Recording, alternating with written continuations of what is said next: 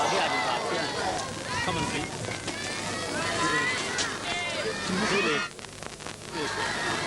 بند کر لیں پھر آپ شریف صاحب ربوہ، مکرم عبدالعزیز شاد صاحب گرمولہ ورکاں، والد مکرم عبد المومن صاحب طاہر مبلغ سلسلہ۔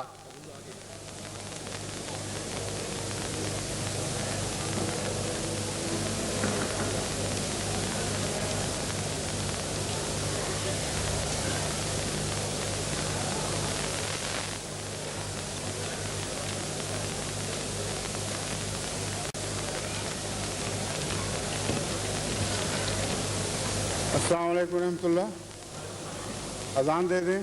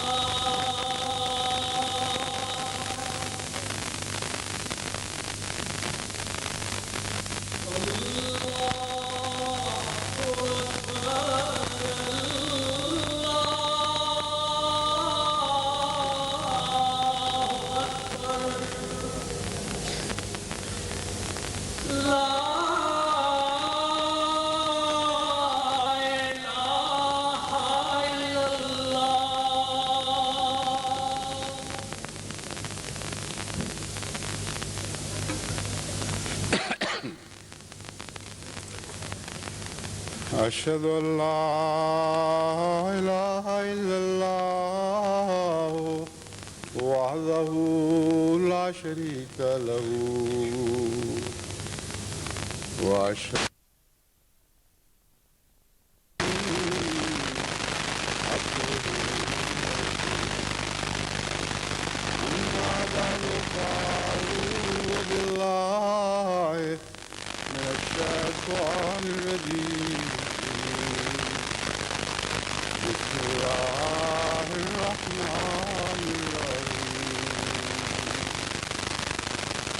الحمد لله رب العالمين الرحمن الرحيم مالك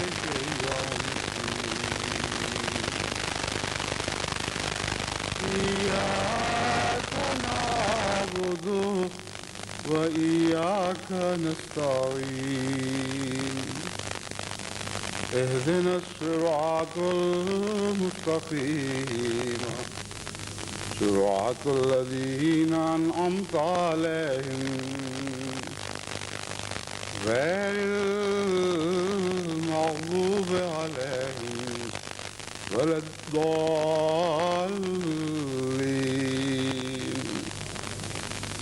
وإلهكم إله واحد لا إله إلا هو الرحمن الرحیم۔ آج اللہ تعالیٰ کے فضل کے ساتھ جماعت احمدیہ جرمنی کو اپنا 18واں جلسہ سالانہ منعقد کرنے کی توفیق عطا ہوئی ہے،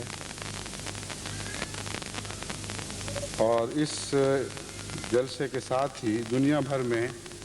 مختلف جماعتوں میں بھی کئی قسم کے دینی اجتماعات منعقد ہو رہے ہیں، اور ان سب نے اس خواہش کا اظہار کیا ہے کہ انہیں بھی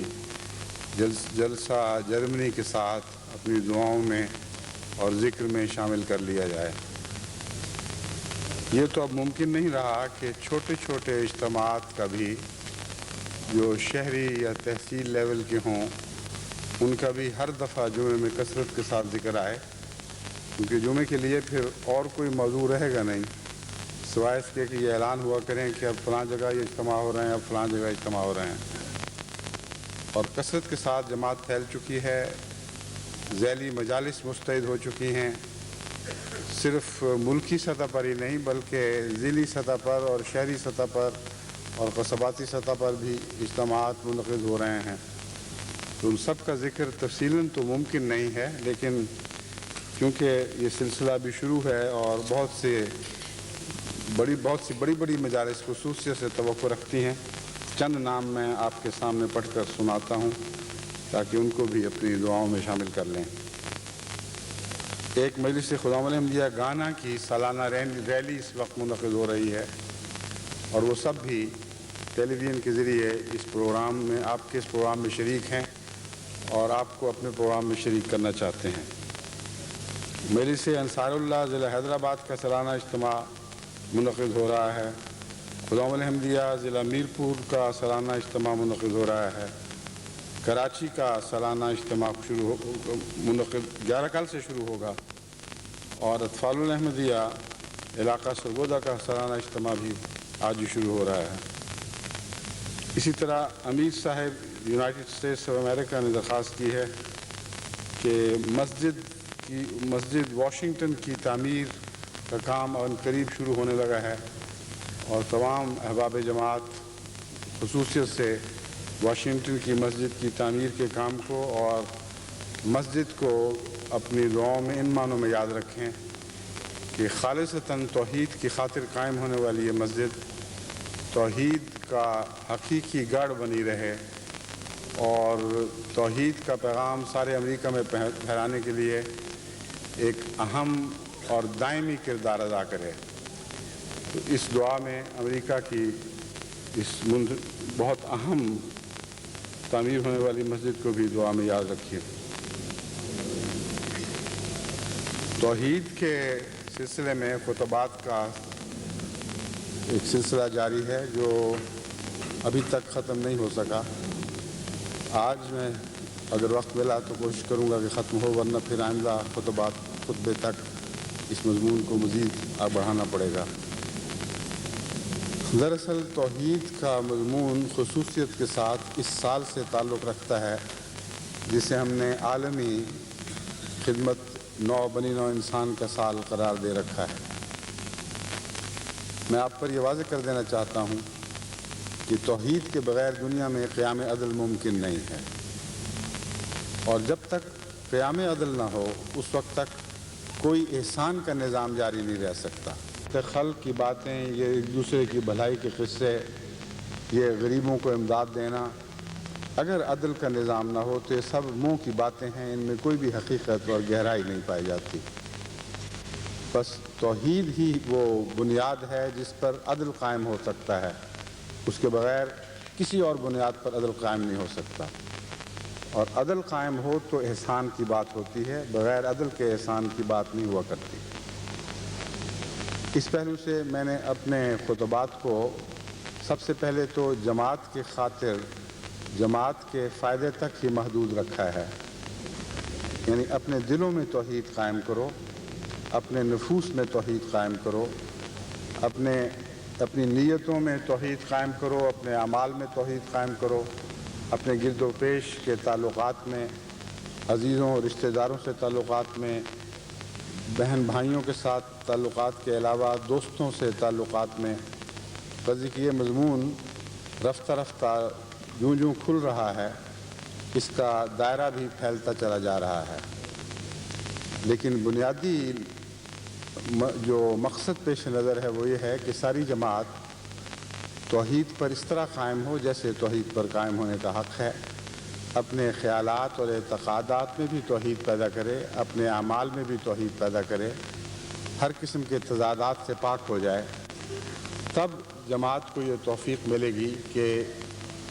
قیام توحید کے سلسلے میں اگلا قدم اٹھا سکے۔ اگلا قدم یہ ہوگا کہ ہم تمام بنی نوع انسان کو توحید کی طرف بلائیں،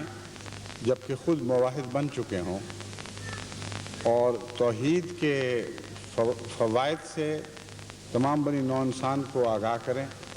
اور توحید پر قائم ہونے کی تلقین کریں، اور صاف بتائیں کہ توحید پر قائم ہوئے بغیر دنیا میں ہرگز امن عدل قائم نہیں ہو سکتا، اور اگر عدل قائم نہ ہو تو امن قائم نہیں ہو سکتا۔ اس کے بعد تیسرا درجہ خدمت خلق کا ہے۔ جب آپ توحید پر قائم ہو جاتے ہیں تو تمام بنی نوع انسان کا درد آپ کا درد بن جاتا ہے، کیونکہ خدا کی مخلوق کا درد خالق سے الگ نہیں ہو سکتا۔ جس خالق سے محبت ہو اس کی مخلوق سے بھی محبت لازم ہے۔ بس خدمت خلق کا مضمون بھی دراصل توحید کے چشمے ہی سے پھوٹتا ہے، اور تبھی سچا ہوگا اگر توحید پر آپ کا قیام سچا ہے، اگر توحید سے آپ کی وفا سچی ہے۔ اسی ضمن میں اگلا قدم تبلیغ کا ہے۔ جب آپ دعوت اللہ دیتے ہیں تو وہ بھی در حقیقت توحید ہی کی خاطر دیتے ہیں، اور اگر خدا ایک ہے تو زمین پر اس کے بندوں کا ایک ہونا بھی ایک لازمی نتیجہ ہے خدا کی وحدت کا، اور زمین پر توحید قائم کرنے کے لیے تبلیغ ضروری ہے۔ بس یہ وہ سلسلہ ہے مضمون کا جسے میں کچھ عرصے سے چلا رہا ہوں، اور اس کا بقیہ حصہ ممکن ہے اجتماعی آخری خطاب میں آپ صلاۃ والسلام کے کچھ اقتباسات میں نے توحید کا مضمون آپ کو گہرائی میں سمجھانے کے لیے چنے ہیں، وہ میں آپ کے سامنے پڑھ کر سناتا ہوں، اور جہاں تشریح ضروری ہوگی وہاں ساتھ تشریح کرتا چلوں گا۔ حضرت اقدس مسیح موعود علیہ السلام فرماتے ہیں، آخر سچائی کی فتح ہے، کیونکہ یہ امر انسان سے نہیں ہے اور نہ کسی آدم ذات کے ہاتھوں سے، بلکہ اس خدا کی طرف سے ہے جو موسموں کو بدلاتا ہے اور وقتوں کو پھیرتا ہے اور دن سے رات اور رات سے دن نکالتا ہے۔ وہ تاریکی بھی پیدا کرتا ہے مگر چاہتا روشنی کو ہے، وہ شرک کو بھی پھیلنے دیتا ہے مگر پیار اس کا توحید سے ہی ہے، اور نہیں چاہتا کہ اس کا جلال دوسرے کو دیا جائے۔ جب سے کہ انسان پیدا ہوا ہے اس وقت تک کہ نابود ہو جائے، خدا کا قانون قدرت یہی ہے کہ وہ توحید کی ہمیشہ حمایت کرتا ہے۔ جتنے نبی اس نے بھیجے سب اسی لیے آئے تھے کہ تا انسانوں اور دوسری مخلوق کی پرستش دور کر کے خدا کی پرستش دنیا میں قائم کریں، اور ان کی خدمت یہی تھی کہ لا الہ الا اللہ، لا الہ الا اللہ کا مضمون زمین پر چمکے جیسا کہ وہ آسمان پر چمکتا ہے، تو ان سب میں سے بڑا وہ ہے جس نے اس مضمون کو بہت چمکایا، یعنی ہمارے آقا و مولا حضرت اقدس محمد مصطفیٰ صلی اللہ علیہ وآلہ وسلم۔ اس اقتباس میں ایک امر خاص طور پر آپ کے ذہن نشین ہونے کے لائق ہے کہ تمام انبیاء نے توحید کی حمایت کی ہے، اور اس حمایت کے نتیجے میں خدا تعالیٰ کی کامل حمایت ان کو نصیب ہوئی۔ بس اگر آپ خدا کی حمایت چاہتے ہیں تو لازم ہے کہ توحید کی حمایت پر مستعد ہو جائیں۔ یہی ایک طریق ہے جس سے خدا تعالیٰ کی تائید اور نصرت اور حمایت آپ کے حق میں قطعی ہو جائے گی۔ حضرت اقدس محمد مصطفیٰ صلی اللہ علیہ وآلہ وسلم کی توحید کا رنگ پیش کرتے ہوئے حضرت مسیح موعود علیہ السلام فرماتے ہیں، حضرت اعلیٰ درجہ کے یک رنگ اور صاف باطن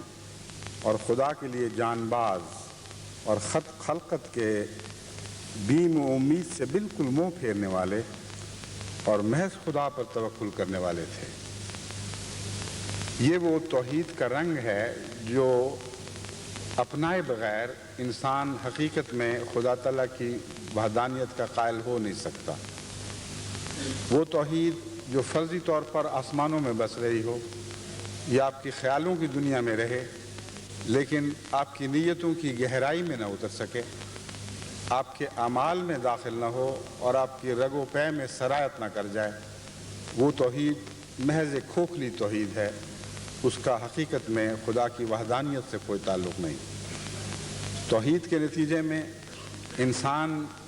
کے دل پر جو نقش جمتے ہیں، اس کی فطرت جو رنگ اختیار کرتی ہے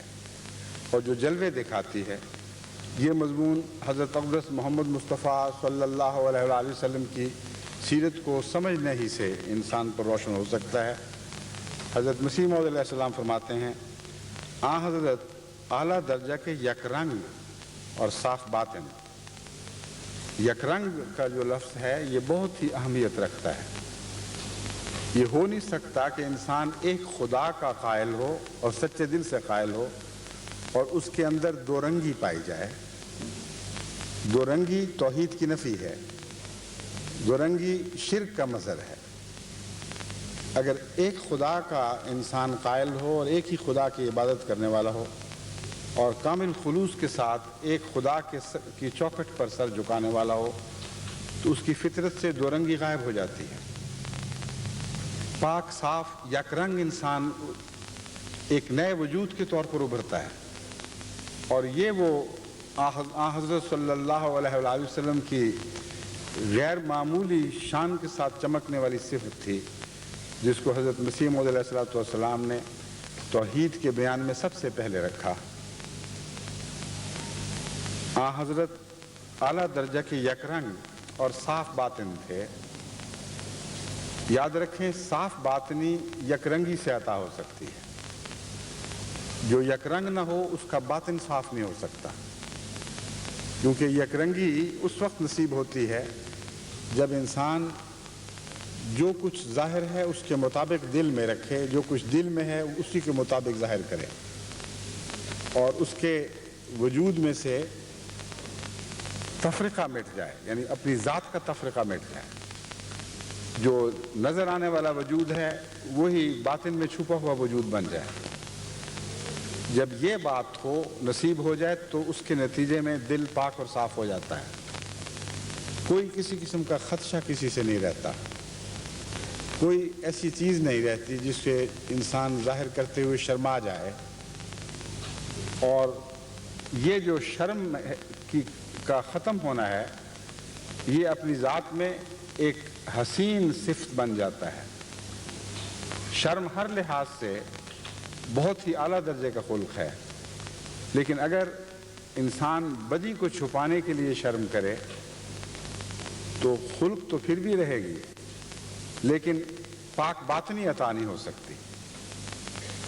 بس اس مضمون کو مزید کھولنے کی ضرورت ہے۔ حضرت اقدس محمد مصطفیٰ صلی اللہ علیہ وآلہ وسلم کی شرم دو رنگی کی وجہ سے نہیں تھی، بلکہ یک رنگی کے اعلیٰ درجے پر فائز ہونے کے نتیجے میں تھی۔ آپ کی یک رنگی نے آپ کو خدا سے ہمکنار کر دیا اور اپنی صفات حسنہ کو دوسروں کے سے چھپانے کے لیے آپ نے جو اپنی صفات حسنہ پر پردے ڈالے ہیں یہ حیا کے پردے تھے اور دو رنگی کے مظہر نہیں تھے. بس اس مضمون کو خوب اچھی طرح سمجھ جائیں کہ وہ خدا کے پاک بندے جو اپنی خوبیوں کو ظاہر کرنے سے شرماتے ہوں، بدیوں کو چھپانے کے لیے نہیں بلکہ خوبیوں کو ظاہر کرنے سے حیا رکھتے ہوں، ان کی اس صفت کو دو رنگی نہیں کہا جاتا. یہ صفت ان کی انتہائی پاک باطنی کی دلیل ہے. بس جہاں بد انسان اپنی برائیوں پر پردے ڈالتا ہے اور نیکیوں پر یا خیالی نیکیوں کے پر سے جو ان کا وجود ہی کوئی نہیں ہوتا پردے اٹھاتا ہے اور انہیں نیکیاں بنا بنا کر دکھاتا ہے، وہاں موحد انسان اپنی خوبیوں پر پردے ڈالتا ہے اور خوبیوں پر پردہ ڈالنا حیا کی وجہ سے یہ دو رنگی نہیں ہے بلکہ یک رنگی میں داخل ہے. پھر فرمایا خدا کے لیے جان باز اور خلقت کے بیم و امید سے بالکل منہ پھیرنے والے. خدا کے لیے جان باز، اپنا سب کچھ خدا کی خاطر پیش کر دینے والے، ہمہ وقت اپنی جان کو ہتھیلی میں لیے پھرنے والے کہ جب خدا کی طرف سے قربانی کا وقت کا مطالبہ آئے وہیں اپنی جان خدا کے حضور پیش کر دوں. یہ مضمون ہے جان بازی کا اور خلقت کے بیم و امید سے بالکل منہ پھیرنے والے. خدا تعالیٰ کے وجود پر کامل انحصار کے نتیجے میں بنی نوع انسان سے نہ امید رہتی ہے نہ خوف رہتا ہے. یہ وہ مضمون ہے جو حضرت اقدس محمد رسول اللہ صلی اللہ علیہ وآلہ وسلم کی ذات میں کامل ہوا ہے. امیدیں بعض قسم کی ضرور ہوتی ہیں، اس لیے یہ تشریح کرنی ضروری ہے کہ یہ نہ سمجھیں کہ کسی سے کوئی امید نہیں تھی. بعض معنوں میں آن حضرت صلی اللہ علیہ وآلہ وسلم اپنے صحابہ سے امیدیں رکھتے تھے، ان سے بلند کرداری کی امیدیں رکھتے تھے، ان سے یک رنگی کی امیدیں رکھتے تھے، ان سے توکل علی اللہ کی امیدیں رکھتے تھے. بس نیکی کی امید رکھنا ان امیدوں میں داخل نہیں جن کی نفی حضرت مسیح موعود علیہ السلام فرما رہے ہیں. امید سے مراد یہ ہے سہارا ڈھونڈنا اور کسی کے سہارے پر بنا کرنا. اس بات پر امید نہیں تھی کہ اگر صحابہ ساتھ دیں گے تو میں کامیاب ہوں گا. صحابہ کے ساتھ دینے پر دل میں ایک امید سے بڑھ کر یقین تک کی حد تک انحصار پایا جاتا تھا. یعنی انحصار اس بات پر نہیں تھا کہ صحابہ مدد کریں گے تو کامیاب ہوں گا، لیکن صحابہ کی نیکی پر انحصار تھا. جانتے تھے کہ صحابہ ہم وقت جان فدا کرنے کے لیے تیار ہیں. بس یہ امیدیں ان سے وابستہ ضرور تھیں مگر کامیابی پر ان امیدوں کا کوئی اثر نہیں تھا. کامیابی خالصتاً اللہ تعالیٰ پر منحصر تھی، اللہ تعالیٰ کی حمایت پر منحصر تھی. اور اگر ساری دنیا آپ سے منہ پھیر لیتی تب بھی ایک ذرہ بھر بھی آپ کے دل میں مایوسی راہ نہ پا سکتی تھی. یہ وہم دل میں گزر ہی نہیں سکتا تھا کہ ان لوگوں سے تو مدد کی امید تھی، اب یہی منہ پھیرے جاتے ہیں، میرا کیا ہوگا. حضرت صلی اللہ علیہ وآلہ وسلم کی توحید ان معنوں میں بارہا آزمائی گئی ہے. صلح حدیبیہ کے وقت بھی ایسا ہی موقع پیش آیا. جنگ احد کے وقت بھی یہ توحید آزمائی گئی. جنگ حنین کے وقت بھی یہ توحید آزمائی گئی. جن صحابہ سے بڑی بڑی توقعات تھیں ان میں سے بعض ان توقعات پر پورا نہیں اترے، لیکن آن حضرت صلی اللہ علیہ وآلہ وسلم کے توکل پر کوئی فرق نہیں پڑا. بس یہ معنی ہیں جب حضرت مسیح موعود علیہ السلام فرماتے ہیں کہ خلقت سے امید اٹھ گئی تھی، یعنی یہ ایسی امید خلقت سے نہیں لگا رکھی تھی جس امید پر بنا ہو جائے، جس امید سے حقیقی کامیابی وابستہ کر دی جائے. ان کے اعلیٰ اخلاق سے توقعات وابستہ تھیں، مگر ان معنوں میں امید نہیں تھی کہ خلقت پر توکل ہو۔ اور بیم کا معنی ہے خوف، خلقت کا خوف بھی کلیتاً دل سے اٹھ گیا تھا۔ مکی دور میں یہ پہلا حصہ خلقت کا خوف دل سے کلیتاً اٹھ جانا پوری شان سے ظاہر ہوا ہے، اور مدنی دور میں امید والا حصہ پوری شان سے ظاہر ہوا ہے۔ اگر آپ تفصیل سے حضرت اقدس محمد رسول اللہ صلی اللہ علیہ وسلم کی سیرت کا مطالعہ کریں تو اگرچہ یہ مضمون مکی دور میں بھی دونوں صورتوں میں،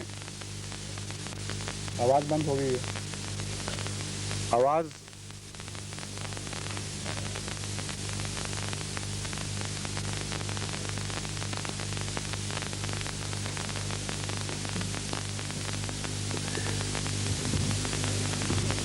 آ گئی آواز؟ ٹھیک ہے۔ اگرچہ یہ دونوں صفات مکی دور میں بھی جلوگر دکھائی دیں گی، مگر بیم والا حصہ یعنی بنی نوع انسان سے خوف کا کلیتاً فقدان یہ پوری شان کے ساتھ مکے میں چمکا ہے، اور امیدوں کا محض خدا سے وابستہ ہونا اور اپنے پیاروں سے بھی امید لگا کر اس پر انحصار نہ کرنا، یہ کلیت بڑی شان کے ساتھ مدنی دور میں چمکا ہے، اور اسی کا نام توکل ہے۔ چنانچہ حضرت مسیح موعود علیہ السلام فرماتے ہیں اور محض خدا پر توکل کرنے والے تھے، یعنی ان سب باتوں کا خلاصہ یہ ہے کہ توکل محض اللہ ہی پر تھا، کہ جنہوں نے خدا کی خواہش اور مرضی میں محض اور فنا ہو کر اس بات کی کچھ بھی پرواہ نہ کی کہ توحید کی منادی کرنے سے کیا کیا بلا میرے سر پر آوے گی اور مشرکوں کے ہاتھوں سے کیا کچھ دکھ اور درد اٹھانا ہوگا، بلکہ تمام شدتوں اور سختیوں اور مشکلوں کو اپنے نفس پر گوارا کر کے اپنے مولا کا حکم بجا لائے۔ جو شرط مجاہدہ اور وعظ اور نصیحت کی ہوتی ہے وہ سب پوری کی، اور کسی ڈرانے والے کو کچھ حقیقت نہ سمجھا۔ ہم سچ سچ کہتے ہیں کہ تمام نبیوں کے واقعات میں ایسے مواضعات خطرات اور پھر کوئی ایسا خدا پر توکل کر کے کھلا کھلے شرک اور مخلوق پرستی سے منع کرنے والا اور اس قدر دشمن اور پھر کوئی ایسا ثابت قدم اور استقلال کرنے والا ایک بھی ثابت نہیں۔ اور اس قدر دشمن جو لفظ ہے یہ شاید آپ میں سے بعضوں کو سمجھ نہ آئے، یہاں توقف کریں گے تو مضمون کی سمجھ آئے گی۔ فرمایا اور اس قدر دشمن، یعنی آن حضرت صلی اللہ علیہ وآلہ وسلم کے اس قدر دشمن تھے، چاروں طرف سے دشمنوں نے گھیرا ڈال رکھا تھا، پھر کوئی ایسا ثابت قدم اور استقلال کرنے والا ایک بھی ثابت نہیں۔ یعنی انبیاء پر نظر ڈال کر دیکھیں، اس درجہ دشمنی کسی نبی کی نہیں کی گئی، اور اس قدر کثرت کے ساتھ دشمنوں نے کسی نبی کو نہیں گھیرا، جیسا کہ حضرت محمد رسول اللہ صلی اللہ علیہ وسلم دشمنوں کے نرغے میں تھے، اور پھر ایسی ثابت قدمی اور ایسا استقلال دکھانے والا نبی آپ کو اس شان کا اور دکھائی نہیں دے گا۔ پھر حضرت مسیح موعود علیہ السلام فرماتے ہیں اس مقدس نبی کے وعظ اور تعلیم نے ہزاروں مردوں میں توحید کی روح پھونک دی اور دنیا سے کوچ نہ کیا جب تک ہزاروں انسانوں کو موحد نہ بنا لیا۔ یہ پہلو خاص طور پر جماعت کو پیش نظر رکھنا چاہیے کہ انسان کی توحید کا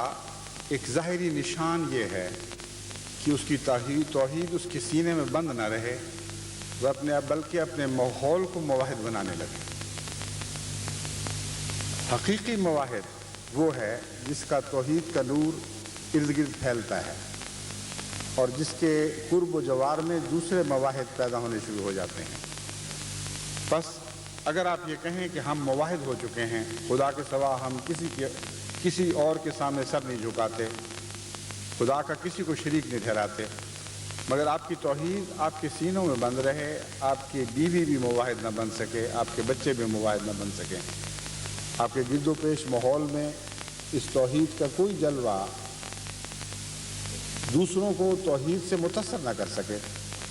تو پھر آپ کی توحید وہ توحید نہیں ہے جو حضرت اقدس محمد رسول اللہ صلی اللہ علیہ وآلہ وسلم کی توحید تھی، جس کی تعریف حضرت مسیح موعود علیہ السلام یہ فرماتے ہیں، دنیا سے کوچ نہ کیا جب تک ہزاروں انسانوں کو موحد نہ بنا لیا، وہ خدا ماننے کے لیے پیش کیا جس کو قانون قدرت پیش کر رہا ہے، زہد اور تقوی اور عبادت اور محبت الہی کی نصیحت کی، اور ہزارہا آسمانی نشان دکھلائے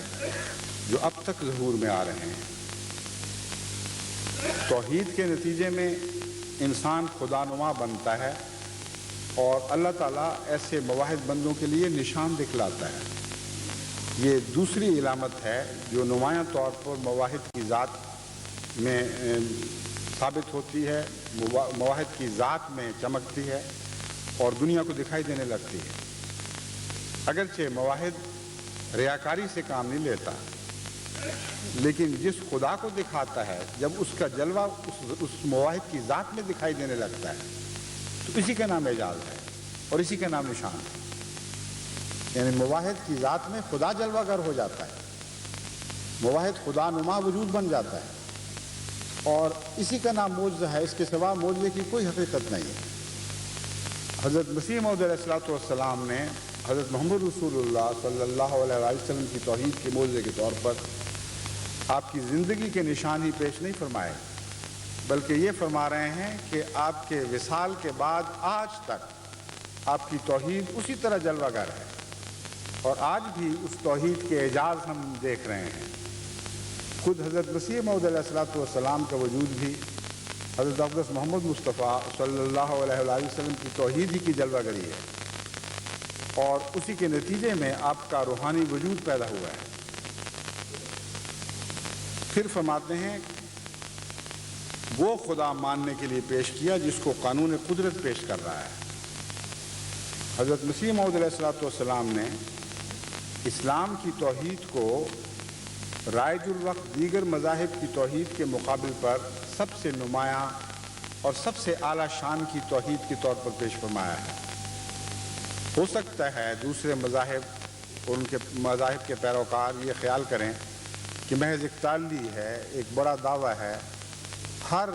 مذہب یہی کہا کرتا ہے، ہر مذہب کے ماننے والے یہی کہا کرتے ہیں کہ جو توحید ہم نے پیش کی ہے ویسی کہیں اور پیش نہیں کی گئی۔ لیکن حضرت مسیح موعود علیہ السلام نے اس توحید کی عرفہ شان کو ظاہر کرنے کے لیے دو ایسی قطعی دلیلیں پیش کی ہیں جن کو کوئی دوسرا مذہب کا پیروکار اپنے مذہب میں اس طرح دکھا نہیں سکتا۔ ایک جگہ فرمایا کہ اسلام اس خدا واحد کو پیش کرتا ہے جو وقت کے ساتھ تبدیل نہیں ہوتا، اس کی صفات ہمیشہ سے اسی طرح آج بھی جلوہ گر ہیں جیسے قدیم میں کبھی جلوہ گر ہوئی تھی، اور تمام صفات زندہ ہیں اور ہمیشہ کے لیے زندہ رہیں گے۔ بس وہ لوگ جو خدا کو ماضی کا حصہ بنا بیٹھیں،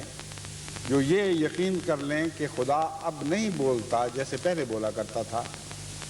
خدا اب بندوں سے ہم کلام نہیں ہوتا اور بندوں پر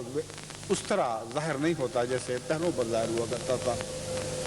عملاً وہ خدا کو زمانے میں تقسیم کر دیتے ہیں۔ ایک گزشتہ زمانوں کا خدا ہے جو اور طرح کی صفات دکھاتا تھا، ایک موجودہ زمانے کا خدا ہے جو اور طرح کی صفات دکھاتا ہے۔ بس جو خدا وقت میں تقسیم ہو جائے وہ واحد خدا نہیں رہ سکتا، وہ دو حصوں میں زمانے کے لحاظ سے بٹا ہوا خدا بن جاتا ہے۔ اب دیکھیں حضرت عیسیٰ علیہ السلام کو بیٹا بنانے کا تصور عہد نامہ جدید میں تو نہیں، لیکن عہد نامہ جدید کے بعد جلد ظہور میں آیا، اور بنا اس عقیدے کی اس بات پر ہے کہ خدا کا یہ بیٹا ازل سے ہے، لیکن ازل سے اس کی شان جلوہ گر نہیں ہوئی تھی۔ تو اس لحاظ سے بھی عیسائیت نے وہ بظاہر توحید کا دعویٰ کیا لیکن عملاً زمانی توحید سے انکار کر دیا۔ ان کے نزدیک خدا کا بیٹا ایک ایسے وقت میں ظاہر ہوا ہے کہ جب اس سے پہلے دنیا کے تمام مذاہب اس کے وجود سے بے خبر تھے، اور گویا صفات الہی اگر موجود بھی تھی تو دنیا ان سے کلیتاً بے خبر تھی، اور پہلے زمانوں کے تمام انسان خدا واحد کی اس صفت سے ناآشنا رہے اور بے فیض رہے۔ بس حضرت مسیح موعود علیہ السلام جس مواحد خدا کا تصور اسلام کی طرف منسوب فرما رہے ہیں، وہ ایسا خدا ہے جو زمانے میں کسی پہلو سے بھی تقسیم نہیں ہو سکتا۔ اور دوسرا پہلو اس اقتباس میں یہ بیان فرمایا کہ دیکھو حضرت محمد مصطفیٰ صلی اللہ علیہ وآلہ وسلم نے وہ خدا ماننے کے لیے پیش کیا جس کو قانون قدرت پیش کر رہا ہے، اور قانون قدرت کا اطلاق بھی اسلام کے ہر پہلو پر یکساں ہوتا ہے۔ کوئی ایک گوشہ بھی اسلام کا ایسا نہیں جس کو ماننے سے قانون قدرت سے کسی پہلو سے ٹکراؤ ہوتا ہے۔ اس پہلو سے بھی جب آپ تثلیث کے عقیدے کو دیکھتے ہیں، جو تثلیث کا عقیدہ قانون قدرت سے کھلم کھلا متصادم دکھائی دیتا ہے، ٹکراتا ہوا دکھائی دیتا ہے۔ بس زبانی توحید کا دعویٰ اور بات ہے، حقیقت میں توحید کو جاری کر کے دکھا دینا اور زمانی لحاظ سے بھی خدا کی توحید کو ثابت کرنا، اور مکانی لحاظ سے بھی، یعنی مکان کی وسعتوں میں بھی خدا واحد کو واحد خدا کے طور پر دکھانا۔ حضرت مسیح موعود علیہ السلام یہ عرض کرتے ہیں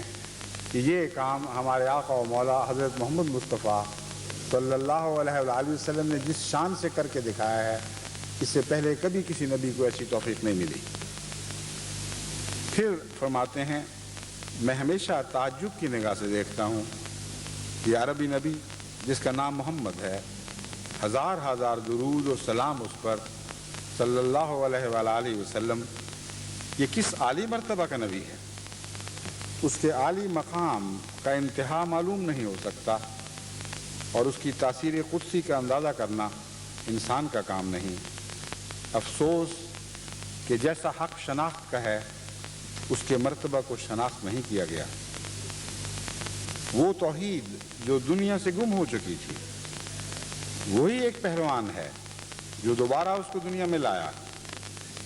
اس نے خدا سے انتہائی درجے پر محبت کی، اور انتہائی درجے پر بنی نوع کی ہمدردی میں اس کی جان گداز ہوئی۔ اس لیے خدا نے جو اس کے دل کے راز کا واقف تھا، اس کو تمام انبیاء اور تمام اولین اور آخرین پر فضیلت بخشی، اور اس کی مرادیں اس کی زندگی میں اس کو دیں۔ وہی ہے جو سرچشمہ ہر ایک فیض کا ہے، اور وہ شخص جو بغیر اقرار فاضہ اس کے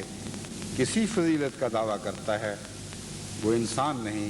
بلکہ ذریت شیطان ہے، کیونکہ ہر ایک فضیلت کی کنجی اس کو دی گئی ہے، اور ہر ایک معرفت کا خزانہ اس کو عطا کیا گیا ہے۔ جو اس کے ذریعے سے نہیں پاتا وہ محروم ازلی ہے۔ ہم کیا چیز ہیں اور ہماری حقیقت کیا ہے؟ ہم کیا چیز ہیں اور ہماری حقیقت کیا ہے؟ ہم کافر نعمت ہوں گے اگر اس بات کا اقرار نہ کریں کہ توحید حقیقی ہم نے اسی نبی کے ذریعے سے پائی، اور زندہ خدا کی شناخت ہمیں اسی کامل نبی کے ذریعے سے ہے، اور اس کے نور سے ملی ہے، اور خدا کے مکالمات اور مخاطبات کا شرف بھی جس سے ہم اس کا چہرہ دیکھتے ہیں، اسی بزرگ نبی کے ذریعے سے ہمیں میسر آیا ہے۔ حضرت مسیح موعود علیہ السلام کا یہ اقتباس ایک ایسی روحانی اور عظیم آسمانی زبان میں اپنے مطلب کو بیان کر رہا ہے کہ اس میں مضمون میں ڈوب کر آپ اس کو پڑھیں تو لمحہ لمحہ آپ کی دل کی کیفیت تبدیل ہوتی چلی جائے گی۔ یوں معلوم ہوتا ہے کہ اس کلام کے ساتھ خدا دل میں اتر رہا ہے۔ حضرت صلی اللہ علیہ وآلہ وسلم کا عرفان اس مضمون کو پڑھنے کے بعد ان معنوں میں نصیب ہوتا ہے کہ گویا آپ کے عرفان کے ساتھ ہی خدا کا عرفان نصیب ہو رہا ہے، اور خدا کے عرفان کو حق کی دولت کو پانے کے لیے یہی ایک فرما روا رسول ہے جس کے خزانے سے آپ حقیقت میں خدا کا عرفان پا سکتے ہیں، مگر پہلے اس نبی کا عرفان پانا ضروری ہے۔ فرماتے ہیں وہ توحید جو دنیا سے گم ہو چکی تھی وہی ایک پہلوان ہے جو دوبارہ اس کو دنیا میں لایا۔ سوال یہ ہے کہ توحید کے ساتھ پہلوانی کا کیا تعلق ہے؟ انسان سوچ سکتا ہے کہ مضمون تو توحید کا بیان ہو رہا ہے، یہاں کچھ اور ذکر چاہیے تھا، ایسا صوفی منش انسان، ایسا عارف باللہ اس کو دوبارہ دنیا میں لایا۔ مگر حقیقت یہ ہے کہ توحید کو دنیا میں قائم کرنا ایک عظیم پہلوانی کا تقاضا کرتا ہے۔ تو جری اللہ ہی ہے جو توحید کو دنیا میں قائم کر سکتا ہے۔ اپنے نفس سے لڑنے کے لیے بھی جتنی پہلوانی کی ضرورت ہے وہی انسان کو میسر نہیں آتی۔ اپنے نفس میں توحید کو جاری کرنے کے لیے جتنی غیر معمولی طاقت کی ضرورت ہے وہی انسان کو میسر نہیں آتی۔ اس لیے کوئی شخص تو اپنے وجود کو اندرونے کو بھی موحد نہیں بنا سکتا، اس لیے کہ اس میں وہ طاقتیں نہیں ہیں جن طاقتوں کے ساتھ مسلسل لڑائی کر کے غیر اللہ کے سے تعلق رکھنے والی ہر قوت کو مغلوب کرنا پڑتا ہے۔ بس لفظ پہلوان یہاں یوں معلوم ہوتا ہے جیسے حضرت مسیح موعود علیہ السلام کے دل پر الہام ہوا تھا، کیونکہ لفظ پہلوان ہی در حقیقت اس مضمون کو خوب کھولتا اور بڑی شان کے ساتھ بیان کرتا ہے کہ غیر معمولی جد و جہد کرنی پڑی ہے آپ کو، غیر معمولی طاقت اور شان کے ساتھ آپ نے غیر اللہ کا مقابلہ کیا ہے اور تب کہیں جا کر توحید کو دنیا میں نافذ کیا ہے۔ جیسا کہ میں پہلے بھی خطبات میں ذکر کر چکا ہوں، آپ بعض چھوٹی چھوٹی باتوں میں بھی مواحد بننے کے لیے اپنے نفس سے لڑائی شروع کر کے دیکھیں تو آپ کو معلوم ہوگا کہ نفس کو زیر کرنا کتنا مشکل کام ہے۔ در حقیقت پاک دامنی کے لیے انسان کی جد و جہد توحید کے لیے جد و جہد کا ہی دوسرا نام ہے۔ مواحد ہی ہے جو ہر پہلو سے یک رنگ اور پاک دامن ہوا کرتا ہے، اور اس پہلو سے بڑے بڑے پارساؤں کو بھی دیکھیں تو ان کے دامن بھی داغدار دکھائی دیں گے، کیونکہ نفس کی کمزوریاں جگہ جگہ انسان کی راہ میں حائل ہو جاتی ہیں اور گناہ کے چھینٹوں سے انسان کا داغدار ہوتا رہتا ہے۔ ہاں ایک وجود تھا حضرت اقدس محمد مصطفیٰ صلی اللہ علیہ وآلہ وسلم کا وجود، جنہوں نے خود اپنے متعلق فرمایا کہ شیطان تو میری رگ و پے میں بھی دوڑنے والا ہے جیسا کہ ہر انسان کے لیے مقدر کیا گیا ہے، مگر میرا شیطان مسلمان ہو چکا ہے۔ شیطان مسلمان ہو گیا، اس کا مطلب یہ ہے کہ نفس کی ہر باغیانہ طاقت کو آپ نے زیر کر لیا، ہر بدی کی تحریک کرنے والے جذبے کو آپ نے لگام دے دی اور ایک ایسے پاک وجود کے طور پر ابھرے جس کے نفس سے غیر اللہ کی طرف کوئی تحریک نہیں ہوتی تھی، بدی کا کوئی محرک بھی دل میں باقی نہیں چھوڑا۔ اسے پہلوانی کہتے ہیں، اور یہ پہلوانی پہلے اپنے نفس کو زیر کرتی ہے، پھر غیروں کو زیر کرنے کی طاقت عطا ہوتی ہے۔ تو حضرت مسیح موعود علیہ السلام فرماتے ہیں وہ توحید جو دنیا سے گم ہو چکی تھی آپ نے دنیا میں اس کو قائم فرمایا ہے، وہی ایک پہلوان ہے جو دوبارہ اس کو دنیا میں لایا۔ اور یہ کیسے لایا؟ اس نے خدا سے انتہائی درجے پر محبت کی اور انتہائی درجے پر بنی نوع کی ہمدردی میں اس کی جان گداز ہوئی۔ توحید کے نتیجے میں اللہ کی محبت درجہ کمال کو پہنچتی ہے، کیونکہ جب غیر باقی نہ رہے، ایک ہی نقش ہو، حسین نقش، اور وہ خدا کی ذات کا نقش ہو،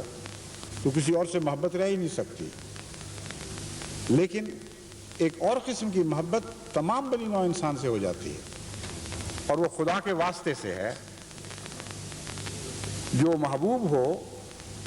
اس کو جو چیز پیاری لگتی ہے وہ محبت کرنے والے کو بھی پیاری لگنے لگتی ہے، اور یہی وہ مضمون ہے جو حضرت اقدس محمد رسول اللہ صلی اللہ علیہ وآلہ وسلم کی ذات میں کامل شان کے ساتھ جلوہ گر ہوا۔ حضرت مسیح موعود علیہ السلام فرماتے ہیں اس نے انتہائی درجے پر اللہ تعالیٰ سے محبت کی، اور جتنی وہ محبت بڑھی اسی قدر خدا کی مخلوق سے بھی محبت پیدا ہوئی۔ اور خدا کی مخلوق سے محبت کسی ذاتی تعلق یا دل کی نرمی کے نتیجے میں نہیں تھی، بلکہ عشق الہی کے نتیجے میں تھی۔ اور یہ وہ محبت ہے جس کے نتیجے میں انسان کو عظیم قربانیوں کی توفیق ملتی ہے۔ ورنہ عام طور پر انسانی ہمدردی کا جذبہ دوسری قوموں میں بھی آپ کو دکھائی دے گا، لیکن جہاں ان لوگوں سے نفرت کا سلوک کیا جائے، ان کے احسان کو قبول کرنے کی بجائے ان پر پتھر برسائے جائیں، وہاں وہ سب محبتیں اٹھ جاتی ہیں، ان کا کچھ بھی وجود باقی نہیں رہتا۔ انسان پھر پتھر کا جواب پتھر سے دینے لگتا ہے، گالی کا جواب گالی سے دینے لگتا ہے۔ مگر اگر محبت بنی نوع انسان کے منہ کی محبت نہ ہو، بلکہ خدا کی وجہ کی محبت ہو، خدا کے چہرے کی محبت ہو، اور خدا کی خاطر اس کی مخلوق سے محبت کی جائے، پھر وہ مخلوق جیسا بھی اس سے کسی محبت کرنے والے سے سلوک کرے، اس کی محبت کا منہ نہیں پھیر سکتی، ناممکن ہو جاتا ہے۔ بس حضرت اقدس محمد رسول اللہ صلی اللہ علیہ وآلہ وسلم نے جس درجے پر بنی نوع انسان سے ہمدردی کی ہے اور ان کی خاطر آپ کی جان گداز ہوئی ہے، اس کی مثال آپ کو دنیا میں اور کہیں دکھائی نہیں دے گی، کیونکہ اس شان سے اللہ تعالیٰ کی محبت کرنے والا وجود اور کوئی پیدا نہ ہوا۔ حالانکہ تمام انبیاء خدائی سے محبت کے نتیجے میں ایک نیا وجود پکڑتے ہیں، اور تمام انبیاء کی محبت بنی نوع انسان سے خدا کے واسطے سے ہی ہوتی ہے۔ اس بات کو اچھی طرح ذہن نشین کر لیں کہ اس معاملے میں رسول اکرم صلی اللہ علیہ وآلہ وسلم استثناء نہیں ہیں۔ حضرت مسیح موعود علیہ السلام یہ نہیں فرما رہا ہے کہ صرف حضرت محمد رسول اللہ کو خدا کی خاطر بنی نوع انسان سے محبت ہوئی، یہ فرما رہے ہیں کہ آپ کو خدا سے اتنی محبت ہوئی کہ خدا کی تمام مخلوق سے محبت ہو گئی۔ جو کچھ خدا نے پیدا کیا، خدا کی محبت کا رحم کا کرشمہ اس مخلوق کے لیے بھی آپ کے دل میں جلوہ گر ہوا اور اس وجود کی محبت میں تبدیل ہوتا رہا۔ یہ وہ مضمون ہے کہ اس پہلو سے دنیا میں آپ کو کہیں کوئی اور نبی ایسا دکھائی نہیں دے گا۔ اس کا ثبوت یہ ہے کہ جتنے دنیا کے انبیاء آئے ہیں وہ سب قومی بھی تھے اور زمانے کے لحاظ سے وقتی بھی تھے، اور جتنا چاہیں آپ انبیاء کی براہ راست تعلیم میں تلاش کر کے دیکھ لیں، تمام بنی نوع انسان کی محبت کا ذکر آپ کو وہاں نہیں ملے گا۔ صرف حضرت اقدس محمد رسول اللہ صلی اللہ علیہ وآلہ وسلم ہیں جن کے ذکر میں قرآن کریم بارہا یہ مضمون بیان فرماتا ہے کہ تمام مخلوقات سے آپ کو تعلق تھا، تمام بنی نوع انسان کے لیے آپ رحمت تھے، اور ہر ایک ذات کے لیے آپ کے دل میں رافت پائی جاتی تھی۔ بس حضرت مسیح موعود علیہ السلام جو بلند دعوی کرتے ہیں، ساتھ ساتھ ان کے دلائل بھی پیش کرتے چلے جاتے ہیں۔ اب ہم وہ ہیں جو حضرت محمد رسول اللہ کی طرف منسوب ہونے والے ہیں۔ ہم نے بھی یہ سال عالمی خدمت خلق کا سال منانے کا فیصلہ کیا ہے۔ میں آپ کو یہ سمجھانا چاہتا ہوں کہ یہ سال کس رنگ میں منایا جائے گا اور کس رنگ میں یہ سال منانے کا حق ادا ہو سکتا ہے۔ صرف ایک ہی رنگ ہے، وہ محمد رسول اللہ صلی اللہ علیہ وآلہ وسلم کا رنگ ہے۔ وہ رنگ اختیار کریں، اپنے وجود سے دو رنگی دور کر دیں، خدا تعالیٰ کی محبت میں فنا ہوں، اور جس مخلوق سے محبت کریں خدا کی محبت کی خاطر کریں، اور خدا کی محبت کے جذبے سے مجبور ہو کر کریں۔ خاطر کا لفظ نسبتاً نرم ہے، کیونکہ جب انسان کہتا ہے اس کی خاطر کرو تو اس میں کچھ کوشش، کچھ جد و جہد، کچھ تکلف پایا جاتا ہے۔ بعض دفعہ ایک فقیر مانگتا ہے اور جو صاحب خانہ ہے اس کا دل نہیں چاہتا اس کو دینے کو، تو کہتا ہے اچھا اپنے بچوں کی خاطر، اپنی بیوی کی خاطر، اپنے پیاروں کی خاطر۔ تو خاطر کہہ کے اس کے ایسے دل کو پسوانے کی کوشش کرتا ہے جس کے دل سے اس کے لیے کوئی رحم نہیں ابل رہا ہوتا، کوئی اس کے دل میں رحم کا جذبہ خود بخود پیدا نہیں ہوتا۔ مگر خدا کی محبت میں جب آپ کی بنی نوع انسان سے محبت کرتے ہیں تو خاطر کا لفظ بیچ میں سے اٹھ جاتا ہے۔ خدا کی محبت کا طبی تقاضا ہے کہ آپ بنی نوع انسان سے محبت کریں۔ کسی انسان سے پیار سچا ہو تو اس کے پیاروں کو ویسے ہی ان کو دیکھ کے پیار آتا ہے۔ میں نے پہلے بھی بارہا ذکر کیا ہے، حضرت مسیح موعود علیہ الصلوۃ والسلام کے صحابہ کو ہم نے قادیان کے زمانے میں بچپن میں دیکھا ہوا ہے، وہ باتیں جو اس وقت سمجھ نہیں آتی تھی اب سمجھ آتی ہیں۔ وہ مشرک نہیں تھے، بڑے موحد صحابہ تھے اور توحید کے مضمون کو خوب سمجھتے تھے، لیکن ان سے مسیح موعود علیہ السلام کا مسیح موعود سے ان کا تعلق محض نظریاتی تعلق نہیں تھا، گہرا قلبی تعلق تھا اور عشق کی حد تک تھا۔ اسی لیے جب حضرت مسیح موعود علیہ الصلوۃ والسلام کے خاندان کے بچوں کو دیکھتے تھے جن کا خونی رشتہ تھا تو بڑھ کر ان سے پیار کرتے، اور بعض صحابہ زبردستی ہمارا ہاتھ پکڑ کر گھسیٹ کر چوم لیا کرتے تھے، اور بچپن میں مجھے یاد ہے اتنی شرمندگی ہوتی تھی کہ دل چاہتا تھا کہ زمین میں انسان گڑ جائے، اور کچھ پیش نہیں جاتی تھی کیونکہ ان کی بزرگی کا تقاضا تھا کہ ضرورت سے زیادہ ان سے زور آزمائی نہ کی جائے۔ وہ کھینچ کھانچ کے آخر ہاتھ کو پیار کر ہی لیا کرتے تھے۔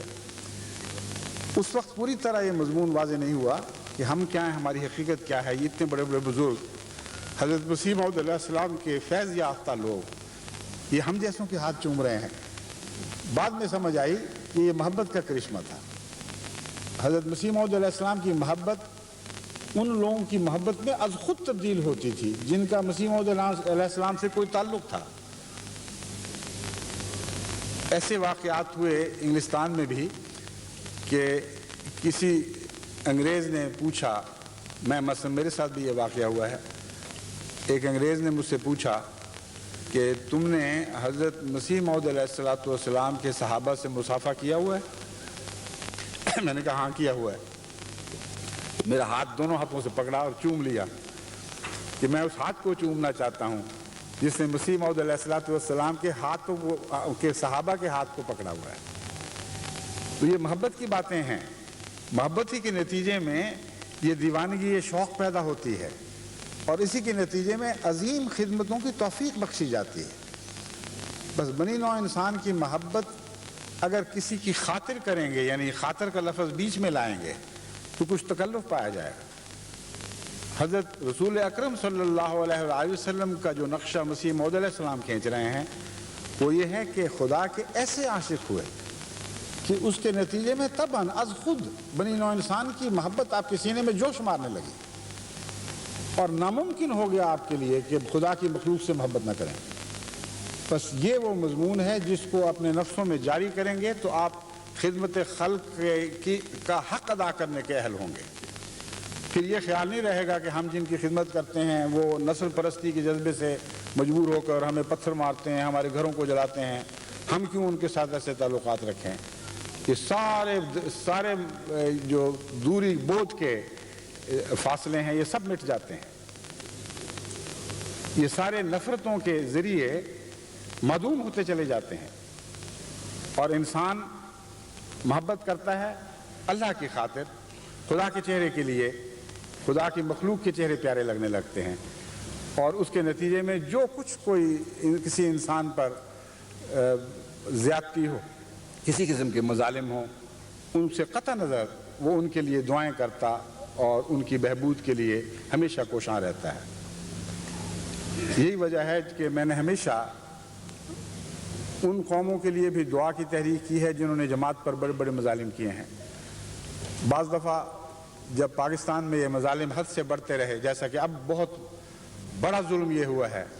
کہ وہاں کی عدالت عالیہ نے بھی ایسا انصاف کا خون کیا ہے کہ دنیا میں عدلیہ کارروائی میں شاید اس سے بڑا انصاف کا خون کبھی نہ کیا گیا ہو۔ میں پھر بھی جماعت کو پاکستان کے لیے اور پاکستان کے مسلمانوں کے لیے دعا کی تحریک کرتا ہوں۔ بعض دفعہ بہت سخت احتجاج کے خط بھی ملے کہ کچھ تو کبھی بد دعا بھی کر دیں، کچھ تو ہمارے دل ٹھنڈے ہوں، کچھ تو خدا اپنے جلال کا جلوہ دکھائے، ہمیں بھی پتہ لگے کہ یہ دشمن ہوتے کون ہیں۔ لیکن باوجود اس کے کہ انتہائی دکھ پہنچتا ہے ان ظلموں سے، میں مجبور کر دیتا ہوں اپنے آپ کو کہ میں ان کے لیے بد دعا نہ کروں، کیونکہ اگر میں ان کے لیے بد دعا کروں گا تو مجھے ڈر ہے کہ حضرت محمد رسول اللہ کے قدموں سے میرا ویسا تعلق قائم نہیں رہے گا جیسا میں چاہتا ہوں۔ کیونکہ آن حضرت صلی اللہ علیہ وآلہ وسلم نے انتہائی دکھوں کے وقت بھی، انتہائی مصیبت کے وقت بھی، جبکہ خدا کا غضب آپ کے دشمنوں پر چمکنے کے لیے تیار کھڑا تھا، جیسے بجلی چمکتی ہے کسی کو بھسم کرنے کے لیے، ایسی کیفیت تھی، مگر جب خدا کے فرشتوں نے آپ سے سوال کیا تو آپ نے یہی فرمایا کہ نہیں، یہ جانتے نہیں ہیں، میں ان کی تباہی کی دعا نہیں کروں گا، میں ان کی ہدایت کی دعا کروں گا۔ بس یہ ہے خدمت خلق کا مضمون، جسے آپ توحید سے سمجھ سکتے ہیں۔ جب آپ موحد بنیں گے تو سمجھنے کی بات نہیں رہے گی، از خود یہ مضمون آپ کے دل میں فطرت ثانیہ بن کر اٹھے گا اور آپ کے خون میں جاری ہو جائے گا، آپ کی رگ و پے میں سرایت کر جائے گا، آپ کی فطرت ثانیہ بن جائے گا، اس کے سوا آپ کے لیے چارہ نہیں رہے گا۔ آپ ایسے انسان بنیں گے کہ اپنے پر ظلم کرنے والوں کی خیر خواہی چاہیں گے۔ اس جذبے کے ساتھ آپ بنی نوع انسان کو مواحد بنانے کی تیاری کریں، اور اس کا کچھ حصہ جیسا کہ میں نے بیان کیا ہے میں انشاءاللہ بعد میں آپ کے سامنے رکھوں گا۔ پھر فرماتے ہیں انتہائی درجے پر بنی نوع کی ہمدردی میں اس کی جان گداز ہوئی، اس لیے خدا نے جو اس کے دل کے راز کا واقف تھا اس کو تمام انبیاء اور تمام اولین و آخرین پر فضیلت بخشی۔ حضرت مسیح موعود علیہ السلام کے کلام کو پڑھ کر روح وجد میں آ جاتی ہے، ایک ایک فکرے میں ایسے ایسے عظیم موتی جڑے ہوئے ہیں کہ انسان دنگ رہ جاتا ہے، وہ کیسا قلم تھا، کیسی تحریر تھی۔ سلطان القلم کا خطاب جو آپ کو ملا ہے، یہ اس سے بڑھ کر کوئی تصور نہیں انسان کر سکتا کہ خدا کسی کو سلطان القلم قرار دے دے۔ اور مسیح موعود علیہ السلام کی تحریر کو غور سے پڑھیں تو پھر آپ کو سمجھ آئے گی کہ ایسا سلطان القلم ہے کہ اس کی تحریر کو سمجھنے کے لیے بھی انسان کو غیر معمولی توجہ اور محنت اور اپنی نظر اور دل کو سیکل کرنے کی ضرورت پیش آتی ہے۔ فرماتے ہیں خدا جو اس کے دل کے راز کا واقف تھا اس نے اس کو تمام انبیاء اور تمام اولین و آخرین پر فضیلت بخشی ہے۔ توحید کا دعویٰ کافی نہیں ہے، توحید کے لیے خدمات جو دنیا کو دکھائی دیتی ہیں وہ بھی کافی نہیں ہیں۔ اصل بات یہ ہے کہ توحید دل کے اندر کتنی گہرائی سے پھوٹی ہے، اور توحید کے نتیجے میں انسان کا وجود کہاں تک متاثر ہوا ہے۔ حضرت مسیح موعود علیہ السلام نے یہ نقطہ اٹھایا ہے کہ آن حضرت صلی اللہ علیہ وآلہ وسلم کو جو خدا نے سب انبیاء پر اولین اور آخرین پر فضیلت بخشی تھی، اس کی وجہ یہ تھی کہ خدا تعالیٰ آپ کے دل کے رازوں کی گہرائی سے واقف تھا اور ان کی کنہ تک خدا کی نظر تھی، جانتا تھا کہ توحید کبھی کسی کے دل میں اس گہرائی کے ساتھ پیوستہ نہیں ہوئی، اور اس طرح کسی کا دل کبھی خدا کی محبت میں خالص نہیں ہوا جیسا کہ حضرت اقدس محمد رسول اللہ صلی اللہ علیہ وآلہ وسلم کو توفیق ملی۔ بس دل پر نگاہ کر کے آپ کو فضیلت بخشی گئی ہے، محض ظاہری کاموں کو دیکھ کر نہیں۔ پھر فرماتے ہیں جب فضیلت بخشی تو کیا ہوا، اس کی مرادیں اس کی زندگی میں اس کو دیں۔ وہی ہے جو سرچشمہ ہر فیض کا ہے، اور وہ شخص جو بغیر اقرار افاضہ اس کے کسی فضیلت کا دعویٰ کرتا ہے وہ انسان نہیں ہے بلکہ ذریت شیطان ہے۔ جب خدا نے فیض کی ساری کنجیاں محمد رسول اللہ کو تما دیں تو محمد رسول اللہ سے تعلق توڑ کر کسی اور سے فیض حاصل کرنے کی کوشش کرنا غیر اللہ سے فیض حاصل کرنے کی کوشش کرنے کے مترادف ہے۔ یہ لفظ بہت سخت ہے، وہ ذریت شیطان ہے، لیکن جب آپ اس مضمون کو گہرائی میں اتر کر دیکھیں گے تو اس کے سوا کوئی چارہ نہیں ہے کہ ایسے شخص کو ذریت شیطان سمجھا جائے۔ اگر اللہ تعالیٰ نے اپنے فیضان کی تمام کنجیاں کسی وجود کو تھما دی ہوں تو اس سے ہٹ کر کسی اور سے فیض طلب کرنے والا غیر اللہ سے فیض طلب کرتا ہے۔ یہاں آن حضرت صلی اللہ علیہ وآلہ وسلم کے مواحد کامل ہونے کا ایک ایسا عظیم نقشہ کھینچا گیا ہے کہ جب سے دنیا بنی ہے میرے خیال میں کبھی کسی نے کسی کے مواحد کامل ہونے کا ایسا حسین اور سچا نقشہ نہیں کھینچا۔ یعنی خدا کی توحید میں محمد رسول اللہ کی توحید مدغم ہو گئی، اور اس طرح آپ نے اپنی ذات کو خدا کی ذات کے ساتھ ہمرنگ کر لیا کہ خدا کی تمام صفات آپ کی ذات میں جلوہ گر ہوئیں، اور آپ کو چھوڑ کر دیگر صفات سے فیض پانا ایسا ہی ہے جیسے شیطان سے فیض پانا ہو۔ یہی وہ مضمون ہے جس کو قرآن کریم ایک دوسرے رنگ میں یوں بیان فرماتا ہے، وَمَا رَمَيْتَ إِذْ رَمَيْتَ وَلَٰكِنَّ اللَّهَ رَمَىٰ۔ پھر فرماتا ہے وہ جو بیعت کا مضمون ہے، إِنَّمَا يُبَايِعُونَ اللَّهَ يَدُ اللَّهِ فَوْقَ أَيْدِيهِمْ۔ کہ محمد رسول اللہ نے جب وہ مٹھی کنکریوں کی مٹھی کفار کی طرف پھینکی، فرمایا مَا رَمَيْتَ، تو نے نہیں پھینکی، وہ مٹھی تیری نہیں تھی، اِذْ رَمَيْتَ، حالانکہ تو نے پھینکی تھی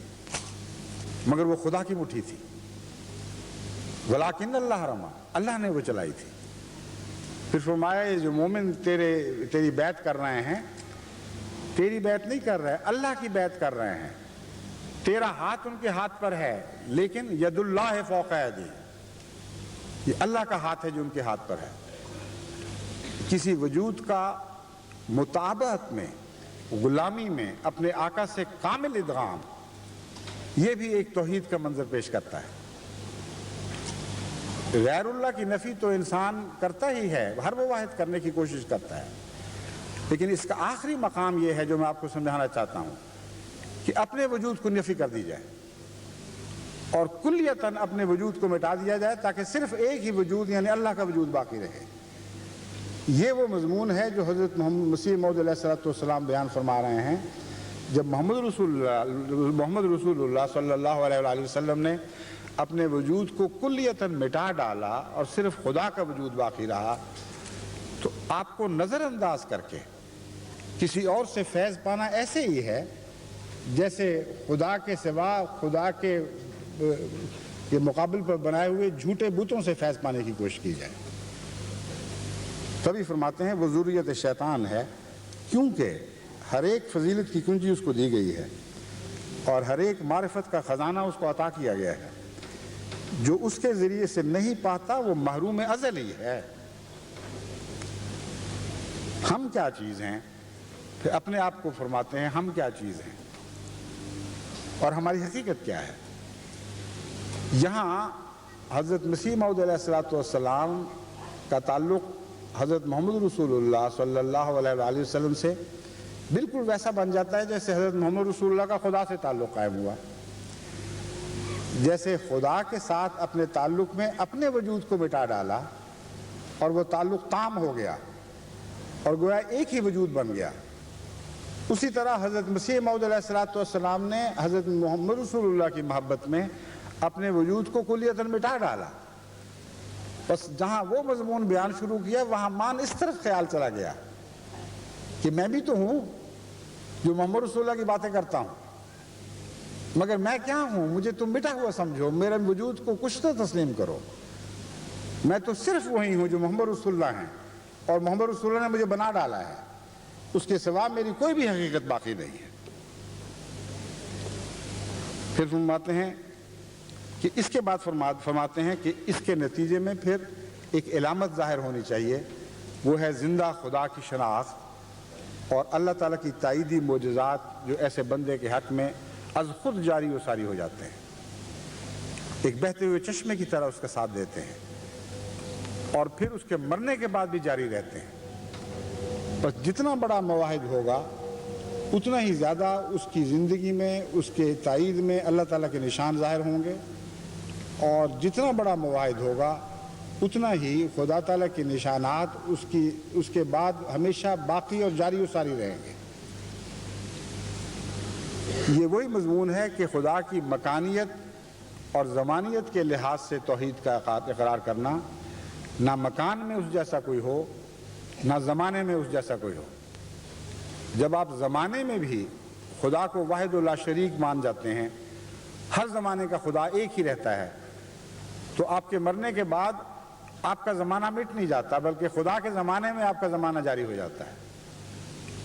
اور یہی واقعہ ہے جو حضرت محمد رسول اللہ صلی اللہ علیہ وآلہ وسلم کے جاری و ساری زندہ معجزات کی صورت میں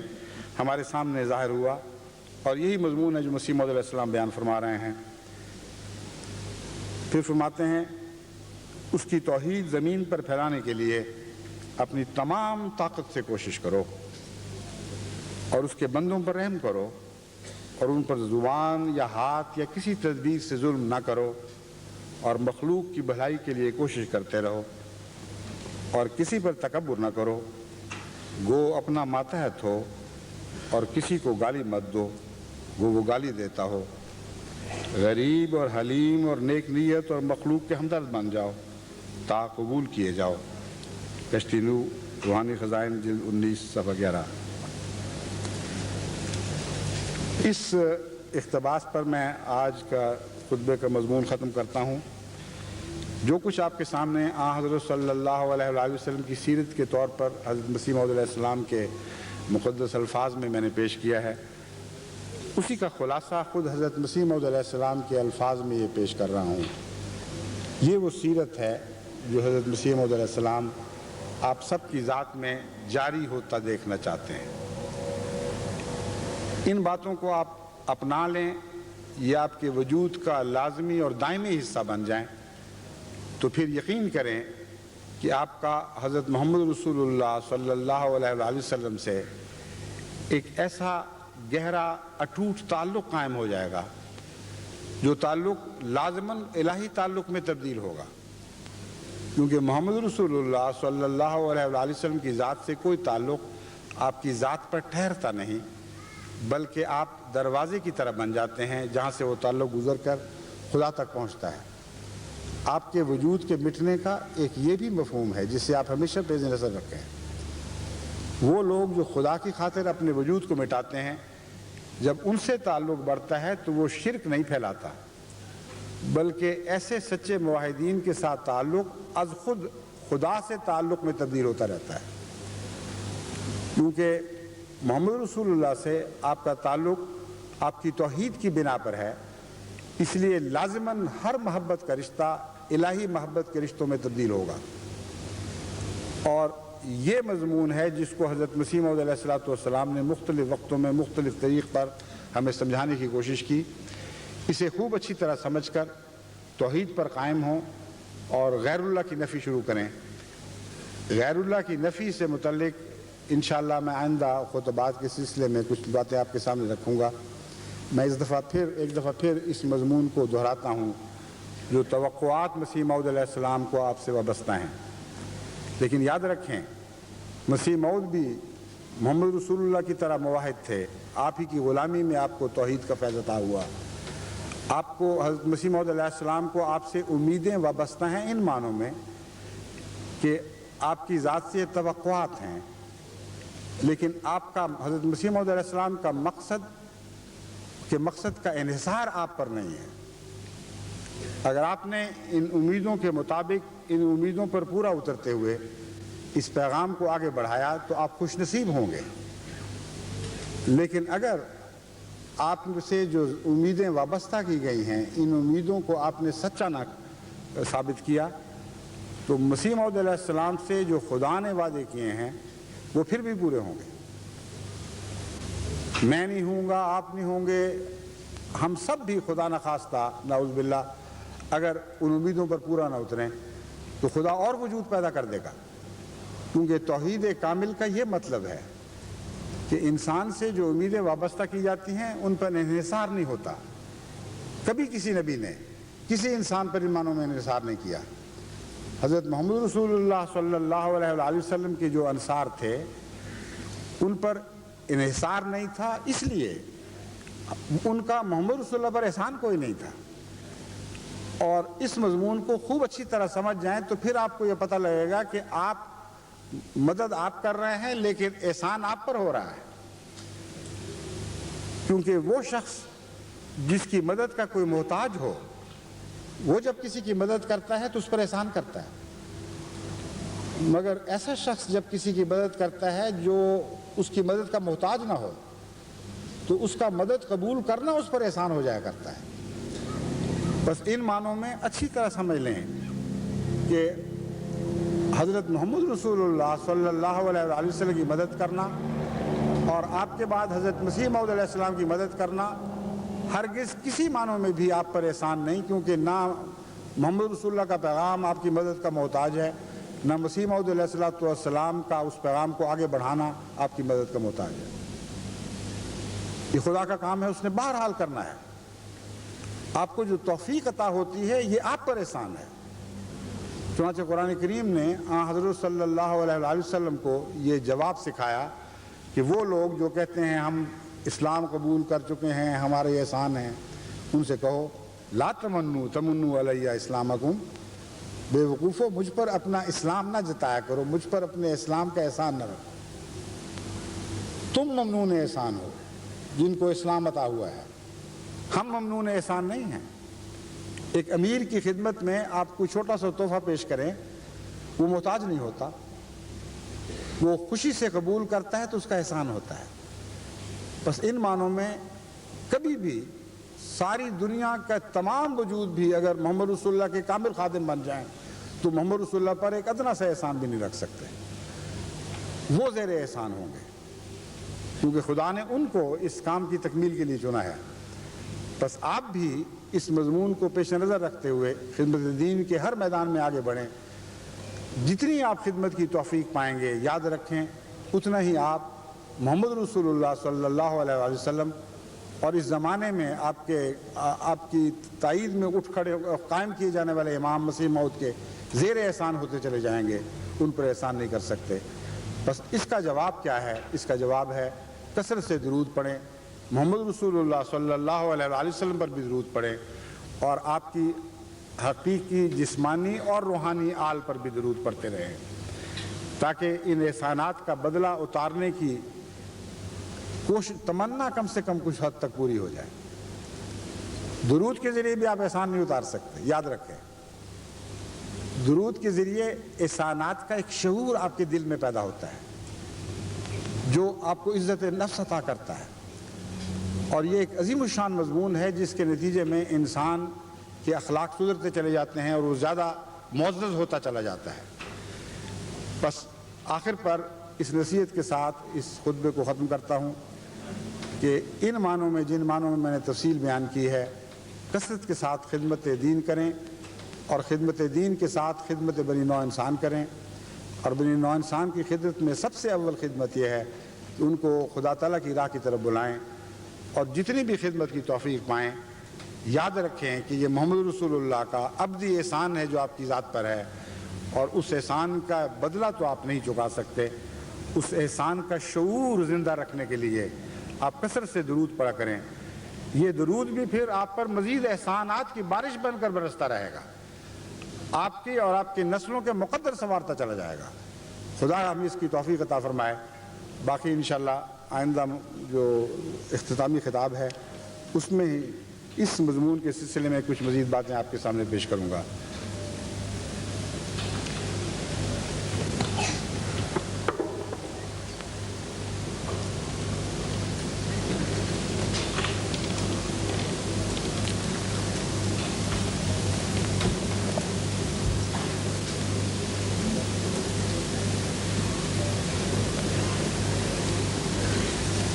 الحمد للہ نحمده ونستعینه ونستغفره ونؤمن به ونتوکل علیہ ونعوذ باللہ من شرور انفسنا ومن سیئات